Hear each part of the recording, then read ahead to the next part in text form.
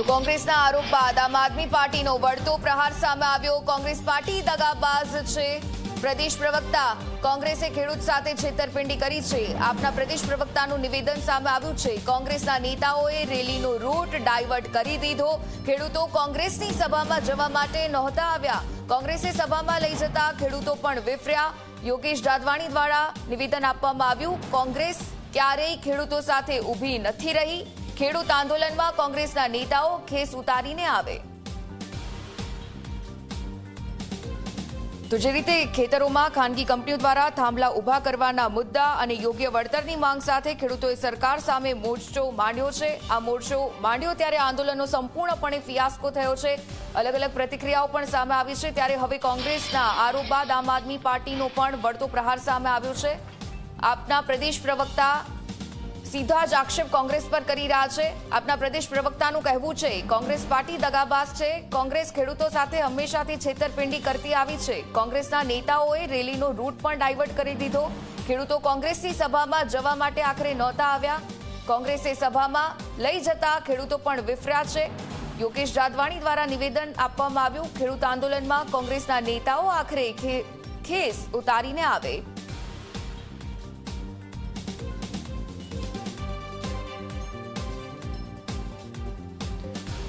તો ટેકાના ભાવમાં વધારો, યોગ્ય વળતર, ખાતરનો ભાવના વધારો સહિતના મુદ્દાઓ સાથે બનાસકાંઠાથી પણ જે ખેડૂતો ટ્રેક્ટર રેલીમાં જોડાયા હતા, આ ટ્રેક્ટર રેલી ગઈકાલે ગાંધીનગર ખાતે આવી પહોંચી, પરંતુ પાવર ગ્રીડ કંપની દ્વારા જ રીતે થાંભલા નાખવા બાબતે વિરોધ કરવામાં આવ્યો। ત્યારબાદ અલગ અલગ પક્ષ દ્વારા પ્રતિક્રિયા આપવામાં આવી છે। આ પ્રતિક્રિયાની જ્યારે આપણે વાત કરી રહ્યા છીએ ત્યારે સંપૂર્ણપણે જાહેર સભાનો ફિયાસ્કો થયો। ખેડૂતોના ભાગલા પડી જતા સભા સ્થળે પણ બહુ ઓછા ખેડૂતો પહોંચ્યા હતા। કેટલાક ખેડૂતો હાઈવે પરથી જ પરત ફર્યા હતા। સભા સ્થળે જૂજ ખેડૂતો જ પહોંચતા અને આંદોલનમાં વિવાદ થતા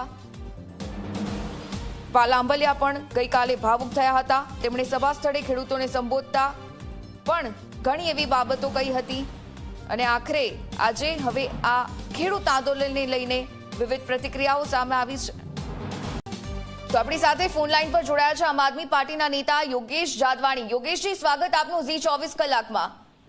યોગેશજી, આપની પાસેથી એ જાણવાનું, ગઈકાલે ખેડૂતોનું આ સમગ્ર આંદોલન અને આખરે ફિયાસ્કો થયો, પ્રથમ પ્રતિક્રિયા આપની શું? ખેડૂતોએ ખૂબ મહેનત કરી, હિંમત એકઠી કરી અને કેટલાય દિવસોથી, કેટલાય મહિનાઓથી ભાજપ સરકાર અને એની ખાનગી વીજ કંપનીઓની દાદાગીરી અને તાનાશાહી સામે લડી રહ્યા છે। આ તમામ ખેડૂતો એકજૂટ થઈ અને જ્યારે ગાંધીનગર કૂચ કરવા માટે નીકળ્યા ત્યારે એની મોયલી માકડીએ બેસી અને કોંગ્રેસના આગેવાનોએ ખેડૂતોને એવા અંધારામાં રાખ્યા કે ગાંધીનગર જવાનું છે અને ત્યાં સચિવાલય અને મુખ્યમંત્રીના ઘરનો ઘેરાવ કરવાનો છે। અધવચ્ચેથી કોંગ્રેસના લોકોએ એમની પોતાના સ્વાર્થ માટે થઈ અને મંચ બહાદુરો અને ભાષણવીરો તો છે જ કોંગ્રેસના લોકો, એટલે સભા ગોઠવીને ખેડૂતોને એ સભામાં લઈ જવાનો પ્રયાસ કર્યો। એટલે ખેડૂતો સાથે કોંગ્રેસે એક જોતા છેતરપિંડી કરી।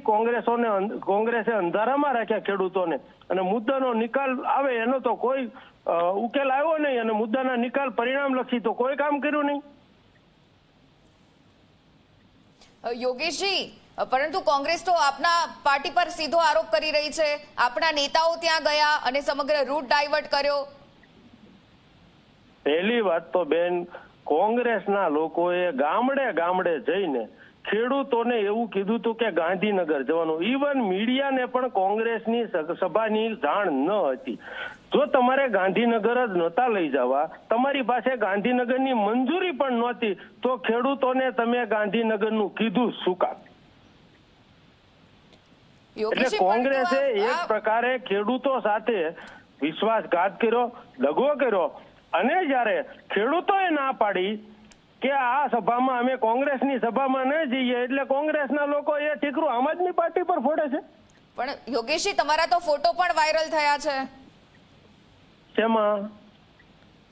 તમારી પાર્ટીના સભ્યોના ફોટોસ પણ વાયરલ થયા છે। અમારી પાર્ટીના લોકો સુરેન્દ્રનગર જિલ્લાનું મોંઢ ગામ હોય કે મોરબી જિલ્લાનું જેતપર ગામ હોય, અમારી પાર્ટીના નેતાઓ, આગેવાનો, કાર્યકર્તાઓ એ આંદોલનમાં ખેડૂતોની સાથે હતા, પણ એ ખેડૂતોના આંદોલનની સાથે હતા. કોંગ્રેસની સભાની સાથે ખેડૂતો આજે પણ નથી ને આમ આદમી પાર્ટી પણ આજે નથી. ખેડૂતોના મુદ્દાની હકની વાત હશે ત્યાં પક્ષાપક્ષીથી પર થઈ અને ખેડૂતોની લડત ખેડૂતોના પરિણામ માટે, ખેડૂતોના સમસ્યાના ઉકેલ માટે લડવાનું છે.